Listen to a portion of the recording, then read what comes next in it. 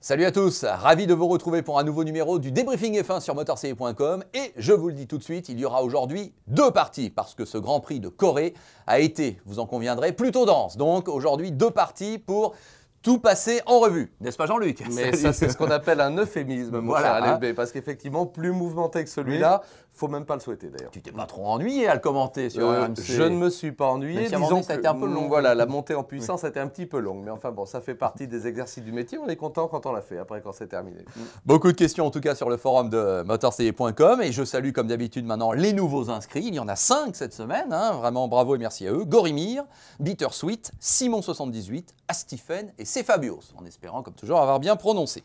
Alors, pour juste replanter le décor, bien sûr, vous le savez, Fernando Alonso a gagné devant Hamilton et Massa. Ceux qui marquent des points, c'est Michael Schumacher, Kubica, Liuzzi, Barrichello, Kobayashi, Heidfeld et Hülkenberg. Évidemment, il en manque deux grands noms dans cette liste, on va en parler. Bon, pour malgré tout revenir sur le contexte de ce premier Grand Prix de Corée d'histoire, Jean-Luc, Neolink, M-Brand et JM30 te demandent ce que tu as pensé du circuit en lui-même et de l'organisation. Sachant qu'ils sont un peu critiques sur l'organisation. Ils disent que bon, c'était la première année, ça n'a pas été forcément très bien organisé. Je pense que peut-être au niveau de l'évacuation des voitures, on a trouvé que c'était un peu long. Enfin bon, qu'en as-tu pensé donc de ce contexte général de ce Grand Prix de Corée? Comme toujours, n'ayons pas la dent trop dure pour une première. Bon, le plus important est que l'événement ait eu lieu. Et ait eu lieu dans des conditions à peu près normales. Je ne parle pas de la météo, on va y venir très probablement dans un deuxième temps. Mais en tout cas, le site était là. Bon, même s'il y avait de la boue autour, même si effectivement, je suis d'accord avec ça aussi, l'intervention des commissaires n'était pas toujours extrêmement rapide, mais il n'y a pas eu de mise en danger particulière. On a vu pire dans un passé même relativement récent. Donc non, moi, globalement positif. Parce que le tracé également lui-même, sur lequel on pouvait se poser de nombreuses questions, on a vu après les qualifs que, ma foi, il révélait un certain intérêt. Moi, ce qui m'étonne toujours un petit peu, c'est les deux aspects du tracé, c'est-à-dire la première partie très dégagée, vraiment, y compris autour, un tracé typiquement Hermann Tilke, un tracé d'ailleurs heureusement vallonné. Je dirais que c'était la belle découverte, parce que je ne m'attendais pas forcément à avoir un vallonnement aussi important, donc c'est toujours très intéressant. Et puis la fin, alors qu'il ressemble exactement à un circuit en ville, avec des murs très proches de la piste, et d'ailleurs on a vu que malheureusement ça coûtait très cher aux pilotes. Donc moi, globalement positif, l'organisation générale, même s'il y avait des vrais problèmes d'accès, c'est ce qu'on a su naturellement, il y a eu, par parenthèse, un peu plus de 80 000 spectateurs sur cet événement, compte tenu des conditions météo. Beaucoup sans compte entrée. Et de l'isolement, beaucoup sans compte entrée réel, et de l'isolement du lieu par rapport finalement à la ville la plus proche, c'est pas mal. Bon, moi je suis, allez, 65% de positif. Voilà. Bon, très bien. Alors, M-Brand, Alonso Sored numéro 1, non, Alonso Sored numéro 1, pardon, Rechef, Vegeta 49, Sucri et Senando te demande, toujours pour revenir un peu sur la présentation globale, est-ce qu'il n'y a pas eu trop de safety car? Trop, je ne pense pas. Il y en a eu 4, donc au total, c'est vrai que c'est beaucoup. Le départ sous safety car s'imposait naturellement, on l'a vu à plusieurs reprises. Bon, tu parles du premier? Je parle du premier, naturellement. Le premier départ, donc, et l'arrêt au bout de 3 tours, qui, je pense, s'imposait honnêtement. Avec les éléments dont nous disposions, les temps autour, par secteur, etc., la manière dont le safety car lui-même avait du mal à adopter un rythme suffisant. Parce qu'il faut toujours rappeler cet élément, le prendre en compte, c'est-à-dire que évidemment, les Formule 1 n'ont pas le droit de se dépasser et de dépasser le safety car. Donc, c'est le rythme du safety car qui conditionne la montée en température et des pneumatiques et des freins. Et là, manifestement, on était bien en deçà du nécessaire pour monter les pneumatiques. Donc, lâcher les monoplaces dans ces conditions, au-delà de l'aspect visibilité, qui est évidemment primordial, c'était impossible. Donc, à mon avis, là, sincèrement, après des atermoiements, mais comme les conditions météorologiques étaient également évolutives, on a bien raisonné. Et puis, trop de safety car, non, parce qu'après, avec les deux crashs qui ont entraîné la sortie... Non, mais alors, c'est surtout, je pense, le deuxième départ. Appelons-le comme ça. Le deuxième, non, c'est vrai que c'est beaucoup là aussi. On a atteint la quinzaine de tours. Tu as entendu comme nous Hamilton dire, bon, je pourrais presque passer les intermédiaires, moi je suis prêt. Ça c'est le jeu. C'est pareil, il faut toujours lire les pilotes qui savent pertinemment que dans ce qu'ils disent aux écuries, puisque la direction de course les écoute, ils peuvent faire passer un message. Le message qu'ils essaient de faire passer, on y viendra certainement tout à l'heure. Également, Sébastien Vettel, je n'y vois plus rien sur la fin de la course. Bon, là, on est d'accord, ceux qui sont derrière veulent partir, ceux qui sont devant, bon...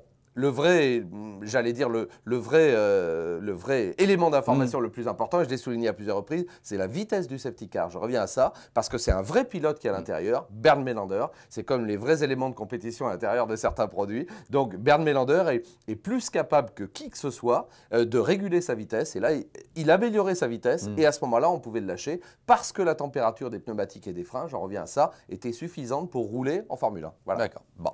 Allez, venons-en au cœur finalement de ce Grand Prix.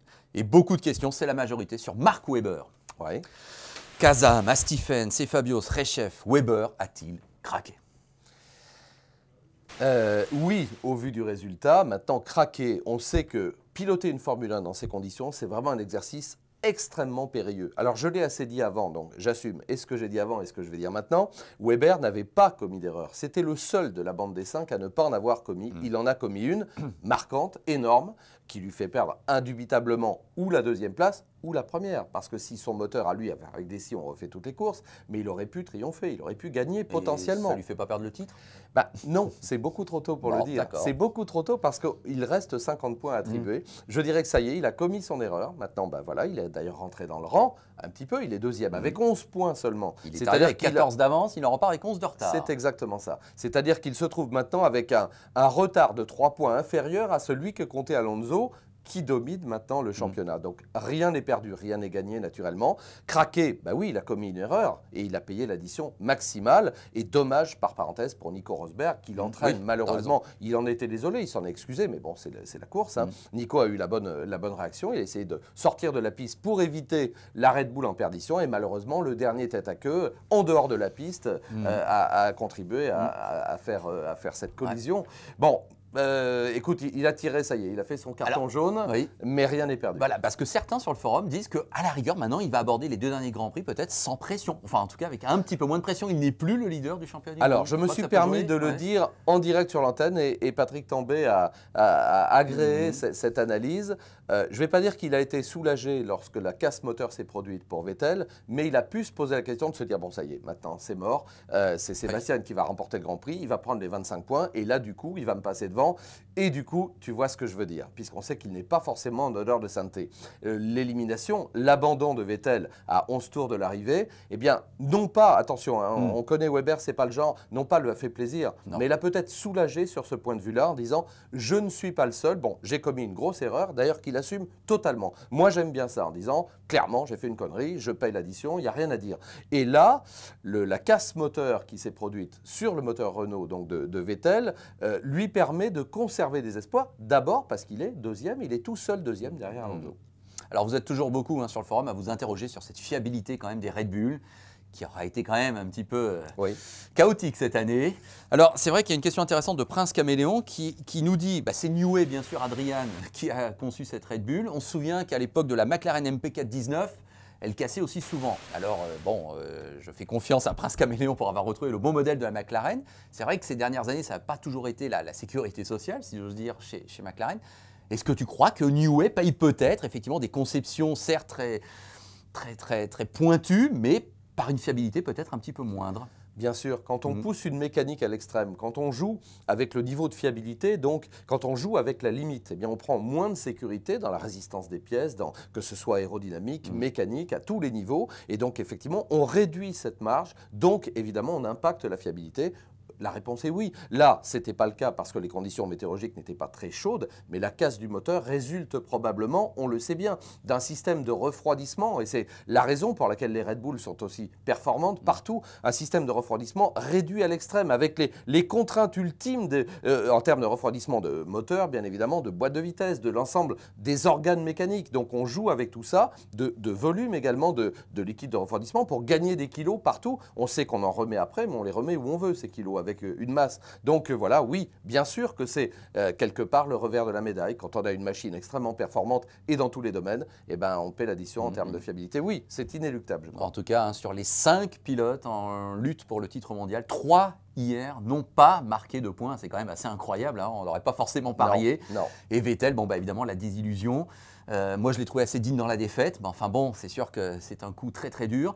Au niveau moteur, vous êtes beaucoup sur le forum à nous réclamer un point sur les moteurs. Bon, on sait que Weber avait chaussé, si j'ose dire, un nouveau moteur pour ce Grand Prix. Vettel, quelle est sa situation d'après toi? D'après mes informations, là c'est pareil, on n'a pas beaucoup communiqué là-dessus. Il en reste un. Moi, je pense qu'il en a gardé un neuf pour les 2 derniers Grands Prix.